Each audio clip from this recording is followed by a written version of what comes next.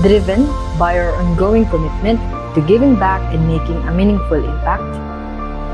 Manatal Co-op has donated a 2-story building to Barangay Manatal, the very place where the Co-op began.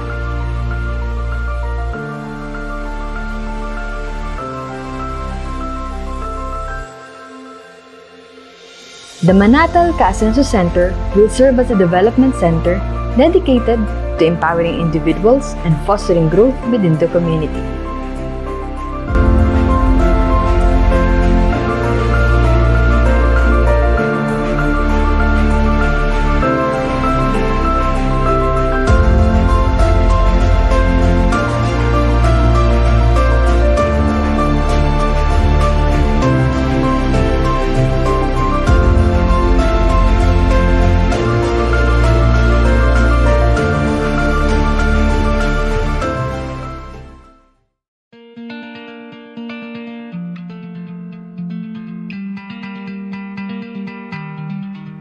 Ito ang unang-una sa buong Pandi na nag-donate ang isang primary ng ganitong kalaking project.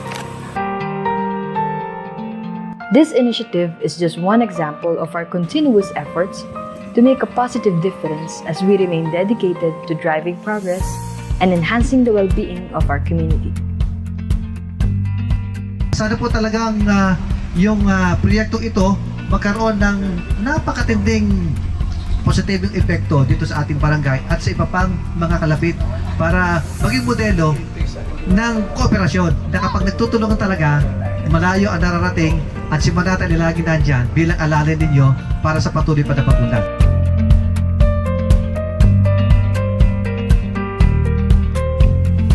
Tuloy po kayo sa Manatal Ka-Asenso Center. Ang inyong layunin na papalakas ang komunidad sa pamamagitan po ng isang tinatawag natin partnership sa isang barangay.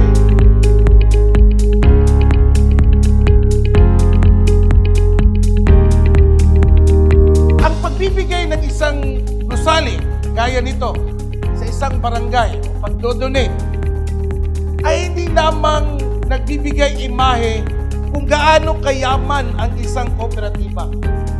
Ang yaman po ay nakikita kung paano po ang tamang panggobyerno, ang tamang liderato, at ang tamang pangangalaga sa bawat miyembro ng co-op.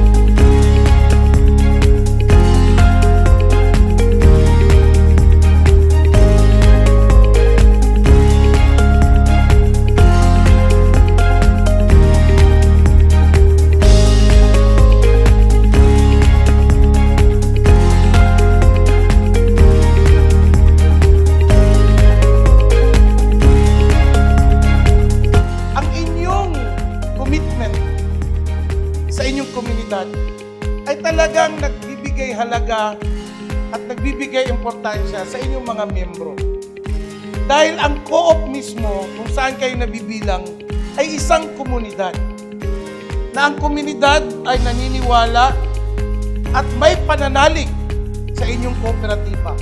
Dahil ang kooperatiba ninyo ay may mga programang nagbibigay asenso para sa bawat individual. At kapag ang individual ay umasenso, lahat ng mga miyembro ng co-op ay aasenso. Unang-una po, nagpapasalamat po kami sa Manatal Co-op sa pagbibigay po dito sa isang napakagandang building na alam ko na po pakikinabangan po ng aming pong mga kabarangay. Nagpapasalamat din po ako sa Chairman Eric na isa po kami sa mga napipili para lagi pong bigyan ng mga programa dito sa mga barangay. Pati na po sa mga Board of Directors, maraming salamat din po sa inyo.